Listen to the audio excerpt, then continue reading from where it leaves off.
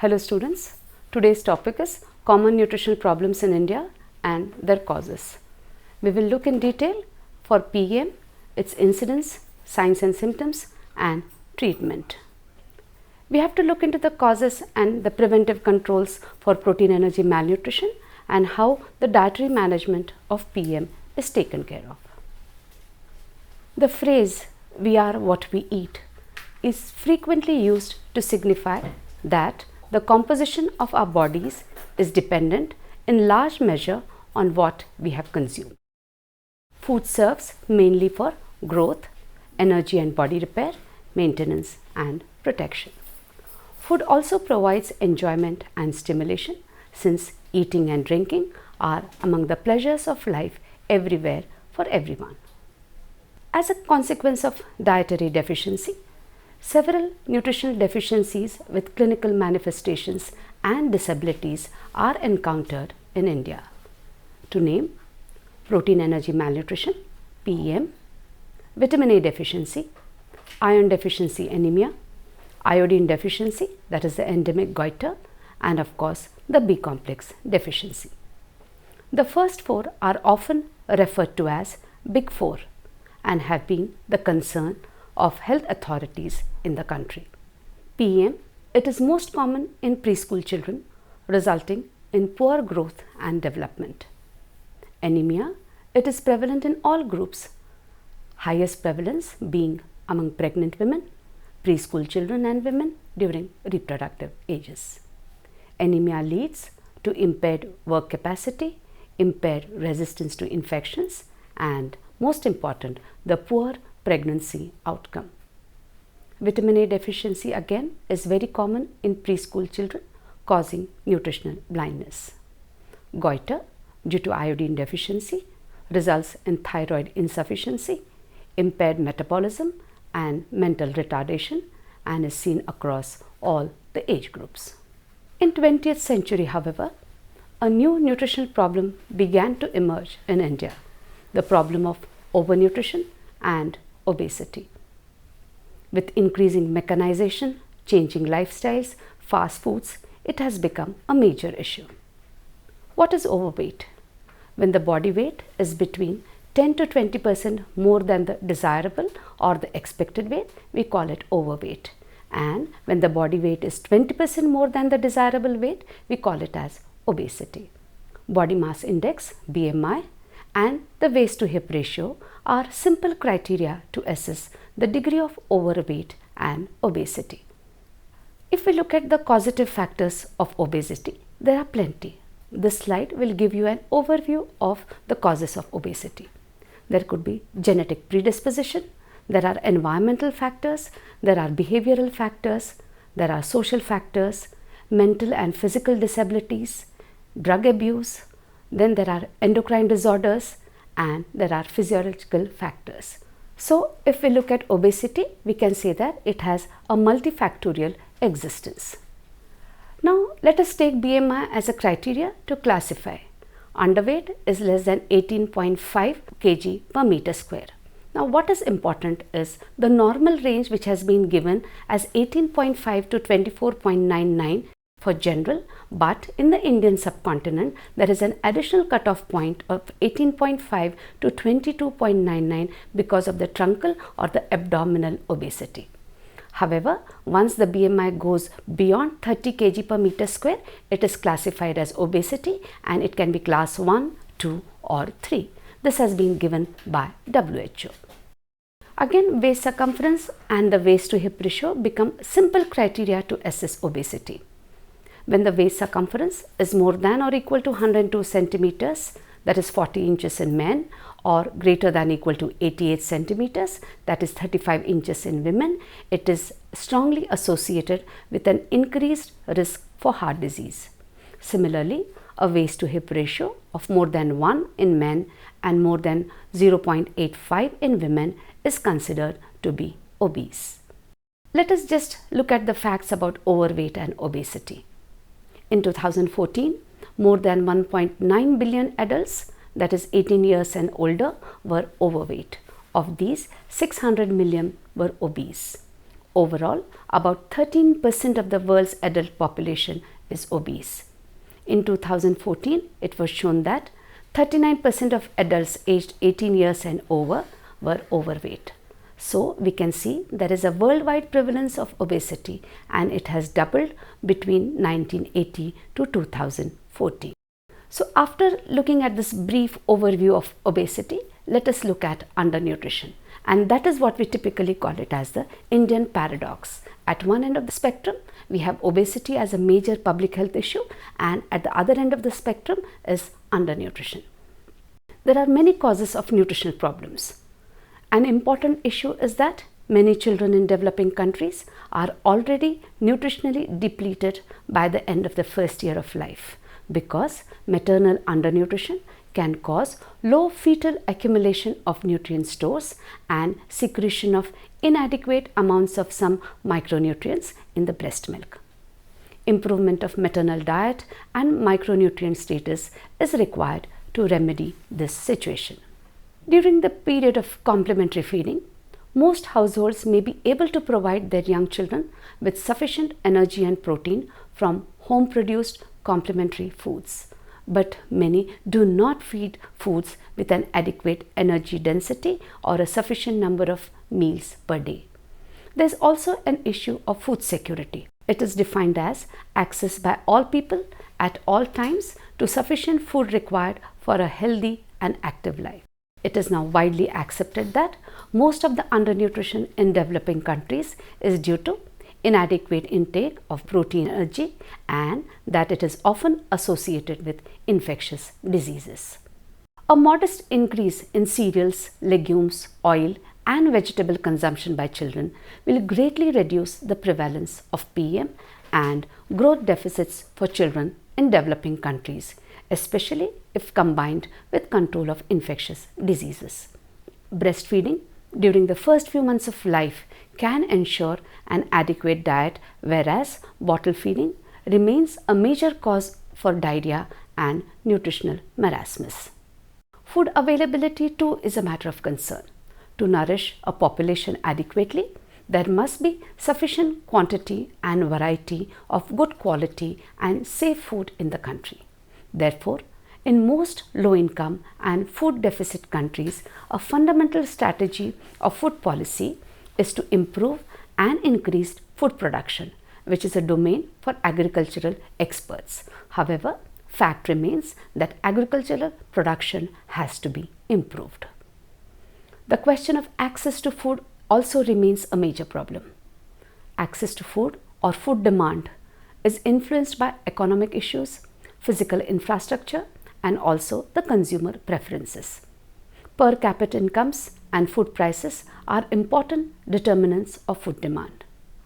Since the poor are the most vulnerable to food deficits and malnutrition, policies that increase their purchasing power will provide them with the potential to improve their nutritional status.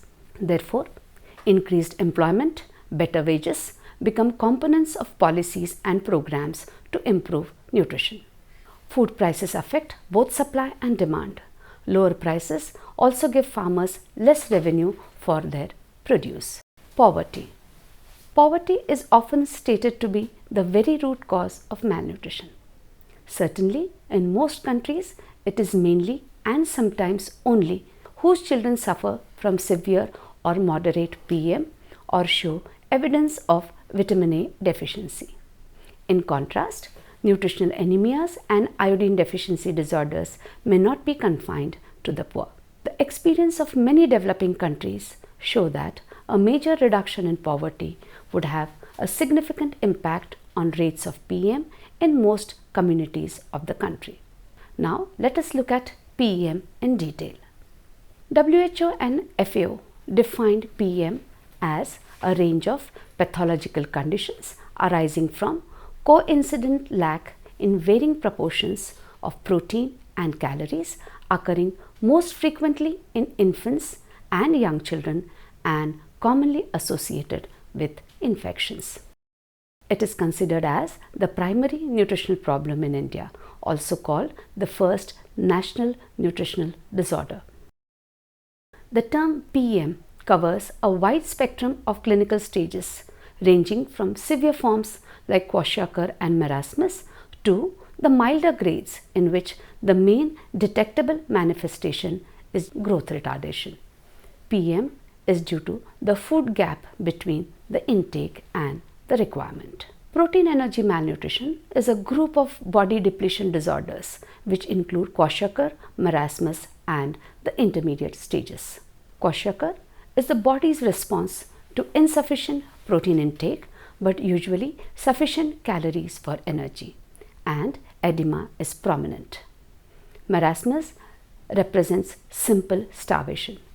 The body adapts to a chronic state of insufficient calorie intake. Severe growth retardation, wasting are the cardinal features. Combined forms showing edema and wasting are described as Marasmic-kwashiorkor. In community surveys, heights and weights are most commonly used anthropometric indicators. Indices like weight for age, height for age, weight for height are derived from these basic anthropometric measurements. Some of the common classifications that are used in community surveys are: the first one, Gomez classification, which takes into account the body weight with reference to the expected or the standard weight. Grade 1 undernutrition is when the child is having 76 to 90% of the expected weight. Grade 2 is 60 to 75% of the expected weight, and grade 3 is less than 60% of the expected weight. Another major classification is Wellcome classification. It takes into account deficit in body weight and the presence or absence of edema. Now here it can be seen that when we say underweight, we are talking about a deficit of less than 60% in marasmic children, edema is absent. But when we are talking about kwashiorkor or even Marasmic-kwashiorkor, we are definitely talking about the presence of edema. In both the conditions, we are talking about severe conditions when the body weight is less than 60% of the expected weight. Indian Academy of Pediatric Classification is based on weight for age, and the cutoff level to separate the malnourished children is 80% of the standard or the expected body weight. Further, severely malnourished children are classified into grade 3 and grade 4 malnutrition. Grade 3 is when the body weight is between 51 to 60% of the expected weight, and grade 4 is severely malnourished when the body weight is less than 50% of the expected weight. FAO and WHO also give their classification for PEM as kwashiorkor, Marasmic-kwashiorkor, marasmus, nutritional dwarfing and underweight children. Again, it can be seen that whenever there is kwashiorkor, there is a deficit in both weight and height, and there is presence of edema. Let us look at the etiology or the causes for PM. Different combinations of many etiological factors can lead to PM in children, and that is why it is said to be having a multifactorial etiology. Some of these causes are diet, socioeconomic factors, infections, lack of knowledge, traditions, customs and beliefs, and among the social, economic, biological and environmental factors, the most common ones are lack of breastfeeding and giving diluted formulae to the child, improper complementary feeding, overcrowding in family, ignorance, illiteracy, lack of health education, poverty, infection, familial disharmony, and that is why we see a wide spectrum of protein energy malnutrition. Let us look at kwashiorkor. The term kwashiorkor is taken from the Ga language of Ghana. It literally means the sickness of the weaning.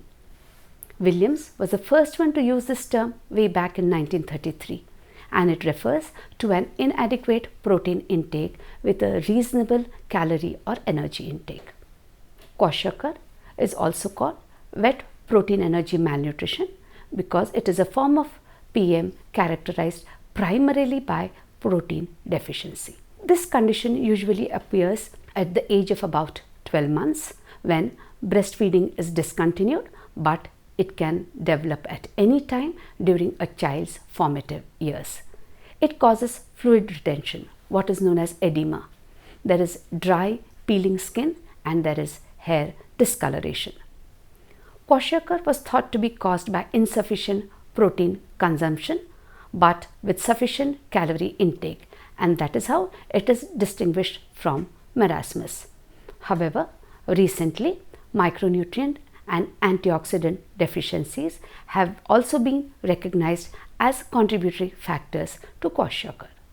As against this, marasmus, it is a word derived from Greek word marasmus.